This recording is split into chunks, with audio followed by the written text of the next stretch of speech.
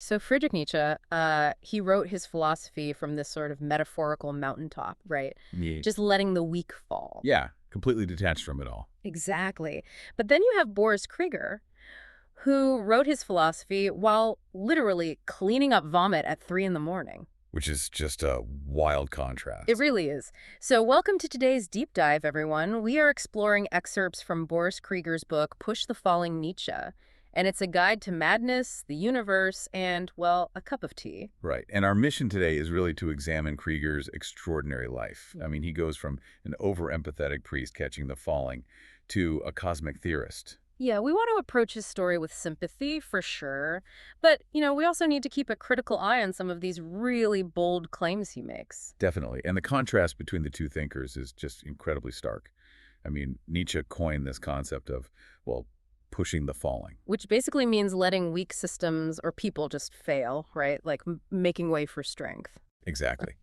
But Krieger was a former nurse and a priest, and he spent 9 years doing the exact opposite. He actually moved 14 homeless men into his own home. Oh, wow. 14 in his own house. Yeah, in his personal home. He framed this as what he calls kitchen table compassion. It stands in total opposition to Nietzsche's mountaintop isolation. Okay, well, let's unpack this for a second because, reading the source material, housing 14 people in need sounds incredibly noble. It does sound noble on the surface. Oh, right, but the reality was just absolute chaos. It reads almost like this psychological financial bubble. Like his self-worth was entirely subsidized by the brokenness of these men. Yeah, and eventually that market just had to crash. Exactly. So you really have to question if this was true selflessness or just, I don't know, a toxic addiction to the helper's high, like an engine running with absolutely no brakes. What's so fascinating here, though, is that Krieger actually agrees with you. He doesn't even try to defend his actions as pure altruism. Oh, really? He admits that. Yeah, he does. He openly confesses that his pity devolved into this controlling addiction. He needed those men to be broken so he could feel whole. Wow, that is surprisingly self-aware. It is. And he makes this really crucial distinction in the actual mechanics of empathy. He argues that pity from a position of power, like looking down from a mountaintop, is actually a weapon. It strips people of their dignity. But then he contrasts that with, what did he call it, horizontal pity? Yes, horizontal pity, where it's just two broken people sharing a cup of tea as equals. Hmm. He says that acts as medicine because it removes the power dynamic completely. It replaces it with shared vulnerability. I get that. The problem is, though, his system of infinite sacrifice had zero boundaries. Yeah, and the bubble did eventually burst. Right. I mean, he lost his shelter, he lost his church, and his wife and son actually left him. It's an eerie mirror to how philosophy ultimately devoured and broke Nietzsche himself, honestly. It really is. So if we look at the bigger picture, Krieger hits absolute rock bottom. He's stripped of his identity, sitting totally alone at this empty kitchen table. And because the sheer chaos of human suffering had just completely broken him, he pivots. He turns to the ultimate structured system. The universe itself. Exactly. And here's where it gets really interesting. Because sitting at that empty table, Krieger claims to have solved cosmology's missing 95%.